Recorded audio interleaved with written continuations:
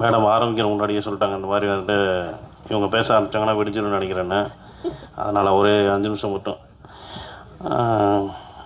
ஒரு எல்லாத்தையும் ஒரு 2 நிமிஷம் அவர் நிறைய பேர் பேச வேண்டியிருக்கு. என்னென்னா ஆக்சுவலாக வந்து இசையமைப்புக்கு வந்து வாழ்த்துக்கள்.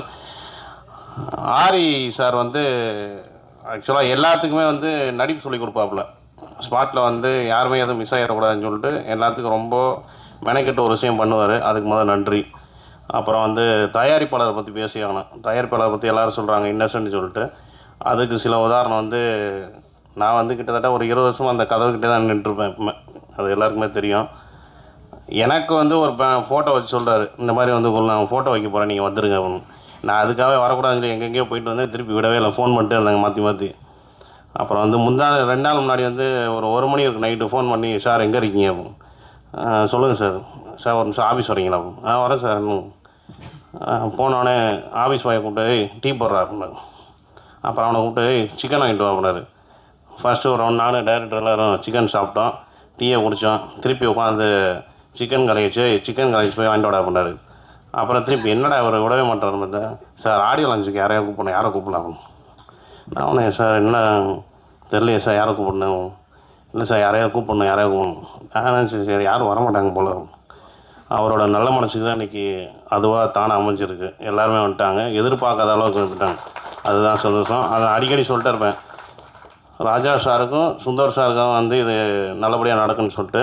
அப்புறம் ஹீரோ வந்து கால் பண்ணிட்டே இருப்பாப்புல. நானும் உட்காந்துருக்கேன் நைட்லாம் சில நேரம் பேசுவேன்.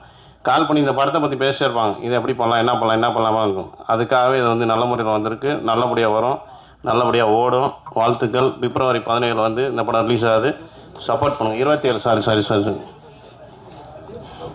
பிப்ரவரி 27 கிடச்சிருச்சு கண்டென்ட்டு.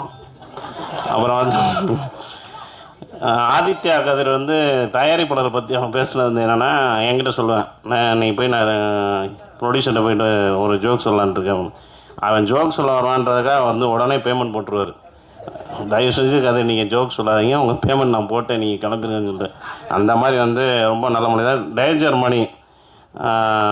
மணி வந்து ரொம்ப நல்லா பார்த்துக்கிட்டாப்புல. ஃபைட்டில் வந்து மணி என்னை ஒரே ஒரு அடி அடித்து இப்படி தள்ளி உரமே வச்சுக்கோங்க, அதுக்கு மேலே எனக்கு தாங்காது பாடி, எனக்கு நிறைய வேலை இருக்குதுன்னு சொல்லுவேன். அப்புறம் இன்னொரு விஷயம் வந்து சொல்லாமல் இருந்ததில்ல, சொல்கிறேன். சுந்தர் சார் வந்து என்னை ஃபஸ்ட்டு நடிக்க கூப்பிடும்போது, ஐயா ஒரு 4 நாள் இருக்குது நீங்கள் நடிகன்னாரு. ஐயா இல்லைங்க நான் வேலை இருக்குது, ஐயா நான் கூப்பிட்டா வருவீங்களா. சரி வரீங்க. போயிட்டு 4 நாள் எடுத்துட்டாங்க. என்னை வந்து என்கவுண்டர் பண்ணி சாகடிச்சு, ஐயா உங்களுக்கு முடிச்சு வச்சு நீங்கள் கிளம்புங்க அப்படின்னாரு.